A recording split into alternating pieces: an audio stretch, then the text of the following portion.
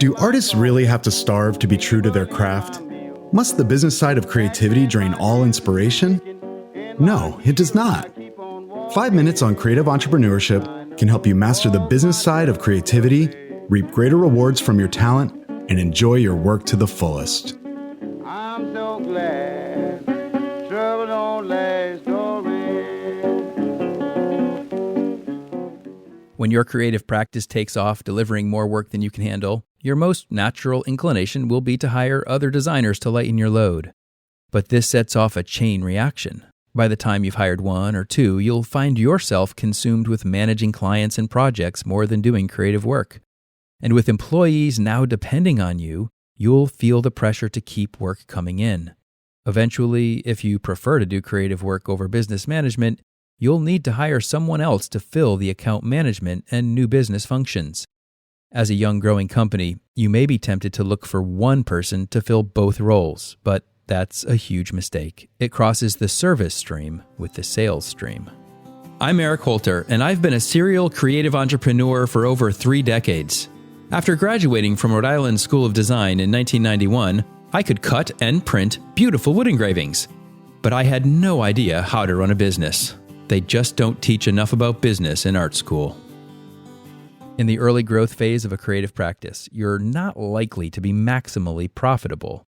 There are some significant inefficiencies that accompany early-stage growth. And so, even though you may have an increase in both volume of work and headcount, you might be feeling more pressure to your bottom line than ever.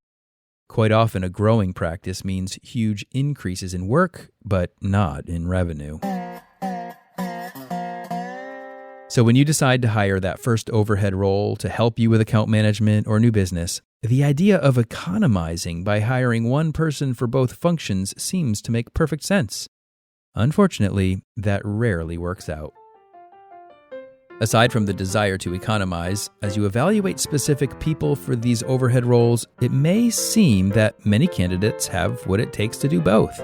After all, both roles require strong communication and people skills. At first glance, someone with these basic traits could easily function in either role, so why not hire them for both? Well, in fact, the account management role and the account finding role are different, requiring distinct motivations, opposite orientations, and entirely incompatible uses of time. An account manager is client-facing. Account managers are primarily motivated by pleasing their clients. They want to get projects done on time and on budget. A good account manager will proactively think about new ideas and strategies to advance their clients' goals. While there is a kind of revenue-generating function to cultivating opportunities from existing clients, it still involves an orientation distinct from a true new business role. If you want someone who can find new clients, you're going to need someone who's motivated by money. Not a greedy person, but someone who will be incentivized to make you successful because it also means their success.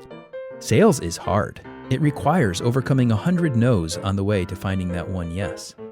If your new business person is not motivated by compensation, it's highly unlikely that they'll persevere and overcome this primary barrier to effective sales. So, if you hire one person for both roles, you'll soon discover that they really end up doing mostly one or the other.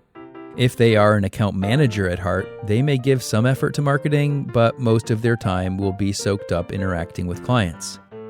They won't do what it takes to sell, and half-hearted sales efforts are both ineffective and discouraging.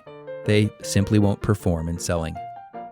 But if you hire someone who's really motivated to sell, but then bog them down with time-consuming project management and client communications activity, they'll soon resent the fact that they're being distracted from their efforts to find new clients and the corresponding limits that imposes on their compensation. Combining these roles in one person is a futile effort, and so you're going to have to choose, at least until you grow enough to support 2 different people to fill each of these unique roles. And that also means that whichever role you do hire for, you will have to fill the other. And so one way to make this decision is to ask yourself, which of the 2 are you more inclined toward or effective at than the other? Since you'll need to own that role until you get to the next stage of growth. Until next week, don't let the business of creativity overwhelm your creative business. 5 Minutes on Creative Entrepreneurship is a podcast by Eric Holter, mentor to creative entrepreneurs. You can find more content and resources at erichholter.com. His book, Blazing the Freelance Trail, is available on Amazon in print, Kindle, and audio. If this podcast is helpful to you, be sure to share it with your colleagues, and ratings and reviews are always appreciated. I'm so glad trouble don't last